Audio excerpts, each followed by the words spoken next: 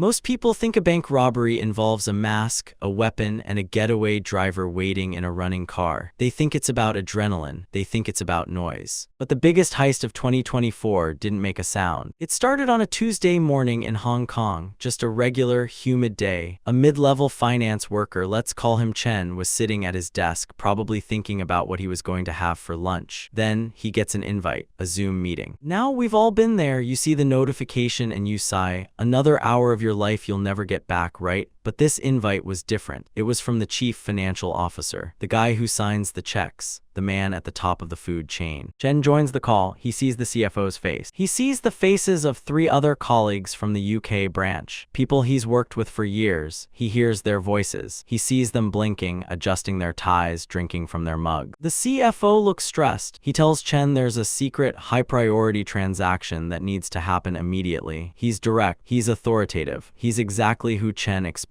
him to be. Chen doesn't hesitate. He authorizes the transfer. $25 million gone. He ends the call, closes his laptop, and goes to lunch. He thinks he's just done his job. What he didn't know, what nobody knew, was that for the last 20 minutes, Chen hadn't been talking to his boss. He'd been talking to a ghost, a digital puppet, a piece of software designed to eat his company alive. This is the story of the $25 million deepfake, and it's the moment the world of crime changed forever. To understand how this happened, you have to stop thinking like a programmer and start thinking like a predator. Criminals are lazy. If they can steal $25 million from their couch, they will. But to pull this off, the hackers had to do their homework. They didn't just hack a server, they hacked a human being. They started with digital footprinting. Think about your boss. Think about the executives at your company. They aren't invisible. They give speeches at conferences. They do interviews on YouTube. They post thought leadership videos on LinkedIn. To you, that's just corporate noise. To a hacker, that's raw data. The hackers collected hundreds of hours of video and audio of these executives. They fed it into an AI. They taught the machine how the CFO's voice cracks when he's tired. They taught it how he tilts his head when he's making a point. But here's the clever part, the part that really gets me. Before the Zoom call, they sent Chen an email. They told him he was needed for a secret transaction. Now, Chen wasn't stupid. He actually suspected the email was a scam. He told the investigators later that he thought, this feels off. He did exactly what he was trained to do. He asked for a video call to verify the request. The hackers wanted him to ask. They were counting on it because they knew that in our brains, seeing is believing. We've been evolved for millions of years to trust our eyes. If I see your face and hear your voice, my brain checks a box that says, this is real. Chen walked right into the trap because he thought he was being careful. That's the psychological brilliance of this heist. They used his own caution against him. Imagine being Chen. You're on this call. You're looking at 4 different people. Now, we've all seen deepfakes. You've seen the ones of Tom Cruise or Barack Obama where they look a little waxy.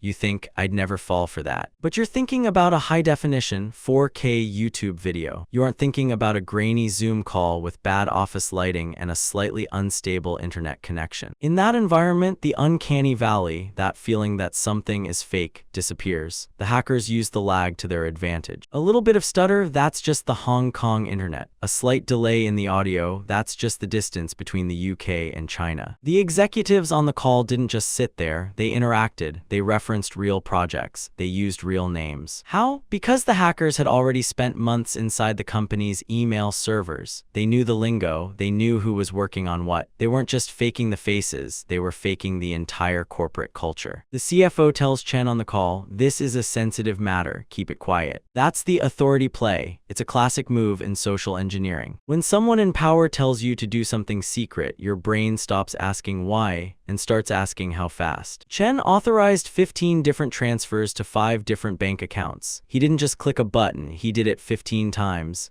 Every time he hit confirm, he looked back at the screen and saw his boss nodding in approval. Think about that, the level of confidence you have to send $25 million of someone else's money. You don't do that unless you are 100% sure of what you're seeing. The call ended, the screen went black, and $25 million began its journey through the underworld. By the time Chen realized something was wrong, it was too late. The hackers didn't wait for him to finish his lunch. As soon as that money hit the first account, it split. It was like a drop of ink hitting a bowl of water. It didn't stay in one place. It went into mule accounts, temporary stops held by people who didn't even know they were part of a crime. Then it hit the crypto exchanges. If you've ever tried to follow a money trail, you know it's a nightmare. But when you add chain hopping, moving money from Bitcoin to Monero to Ethereum, it becomes impossible. The Hong Kong police were baffled. They'd seen BEC, business email compromise, before. They'd seen people get tricked by fake invoices, but they had never seen a deepfake board meeting. They realized that the hackers hadn't just used one deepfake. They had created a deepfake suite. They had an entire cast of characters ready to go. If Chen had asked to talk to the HR manager or the legal team, they probably had those faces ready, too. It was a scripted play. Chen was the only one on the call who wasn't an actor. And here's the kicker. The company didn't even realize the money was gone for a week. A week. In the world of digital finance, a week is an eternity. By the time the real CFO was asked about the secret transaction, the money had been washed through 3 different continents and probably converted into a dozen different assets. The hackers had performed the perfect digital disappearing act. No blood, no sirens, just a quiet update to a ledger. So why am I telling you this? Is it just because $25 million